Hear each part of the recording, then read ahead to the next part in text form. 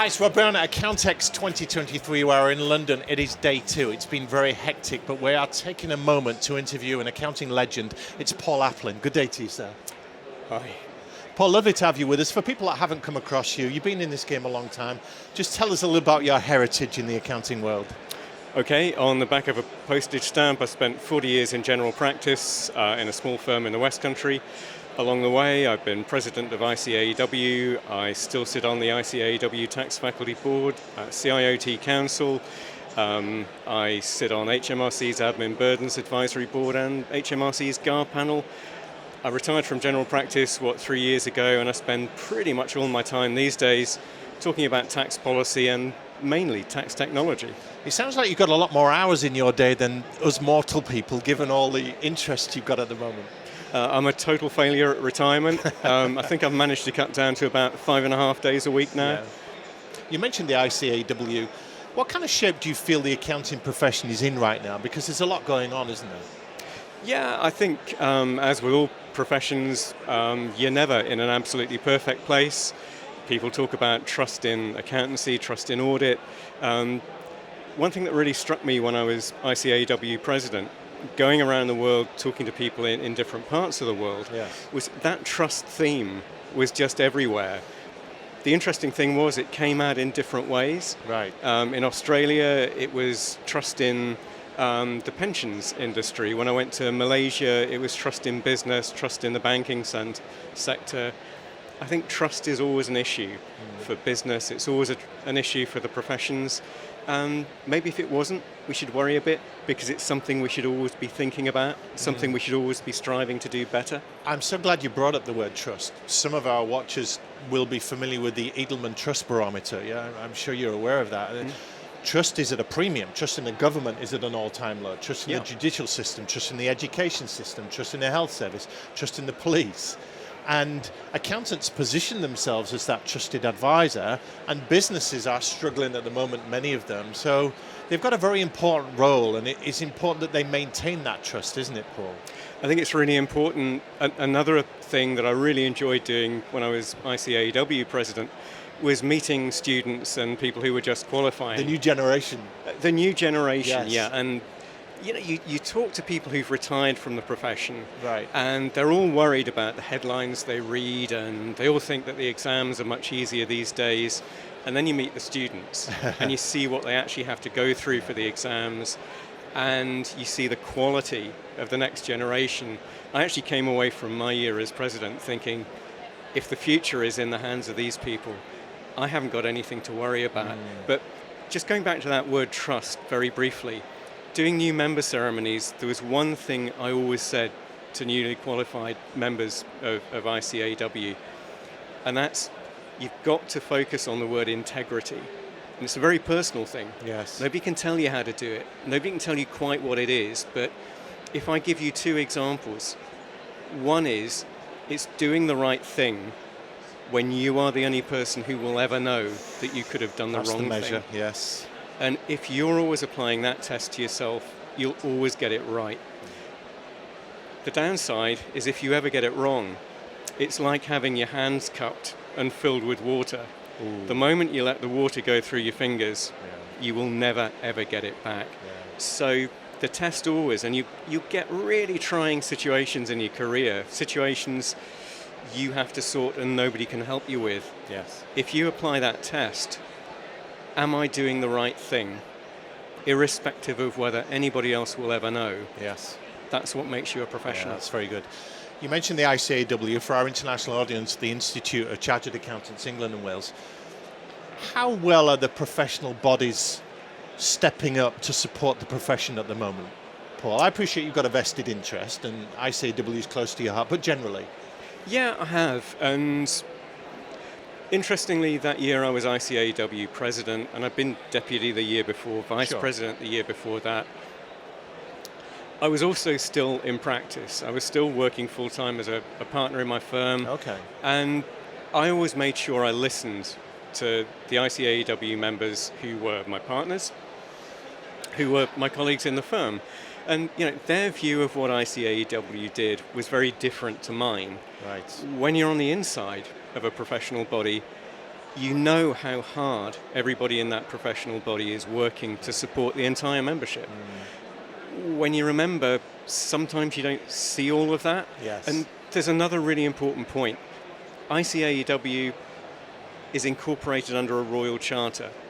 It has to operate in the public interest. It's not just a membership body. Its primary function is to speak and act in the public interest.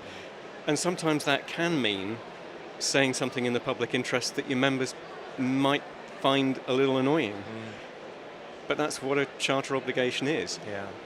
Why would you want a royal charter? Frankly, that's the thing that gives you real clout. Yeah. Certainly when I've been in talking to ministers, to be able to say, I'm not here as part of a lobby group, I'm here because ICAEW's Royal Charter says, I have got to speak to you in the public interest. That is an amazingly powerful thing. And nobody summed it up better than Vince Cable, who's on record as saying in the House of Commons, the ICAEW is an organisation with no particular axe to grind. That is the fact that gets you through the door and gets you trusted in the heart of Whitehall. Yeah. One of your areas of expertise is tax and policy. There's a lot going on. There's a lot of changes. Audits under huge scrutiny at the moment. Technology is coming in, making tax digital. HMRC's not covered itself in glory with that particular initiative.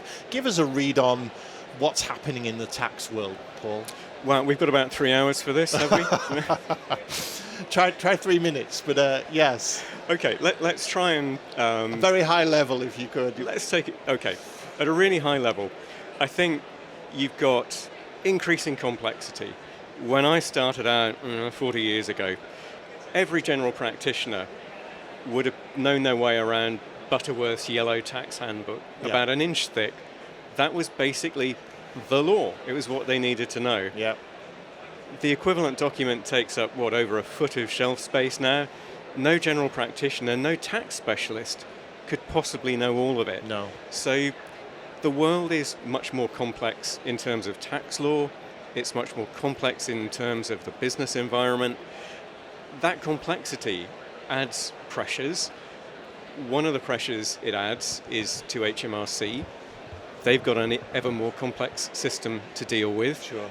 And like every tax authority in the world, they're under pressure from government to do more and more with less and less resource, because we as taxpayers expect them to spend their budget wisely, even though they're doing more and more all the time.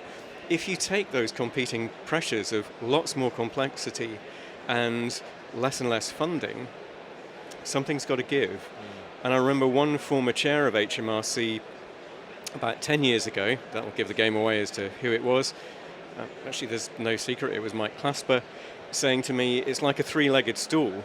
You've got to balance getting in the tax revenues effectively with delivering good customer service, with keeping the costs down, and trying to keep the three legs of that stool even is an incredibly difficult task.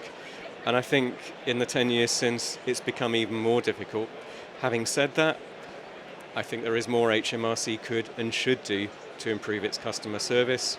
And the name of the game at the moment is digital by default. I would rather see compliance by default.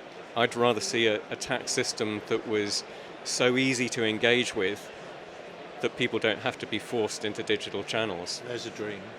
Yeah, that's my dream. I'm a digital nut. I filed the UK's first electronic tax return 25 years ago. Goodness me. You're ahead of your time, Paul. I'm dyed in the wood digital, but it isn't a magic wand. It's not right for everybody. It's not right for everything. I like encouragement. Well, let's finish on a high note, Paul. It's been wonderful talking to you today. We've talked about the challenges and the complexities, but what excites you most for the accounting profession over the next few years?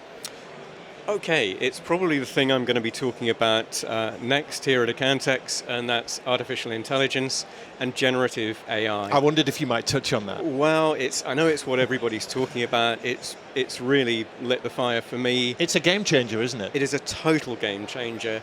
And I think the big difference is we've had AI changing things in tax for several years now.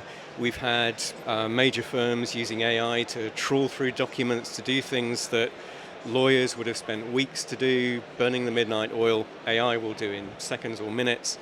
The big leap is going from the kind of AI that we've had to generative AI, what we're seeing with ChatGPT.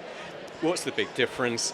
The big difference is the AI we've been used to, you show it 1,000 pictures of cats, you show it another picture and say, is this a cat?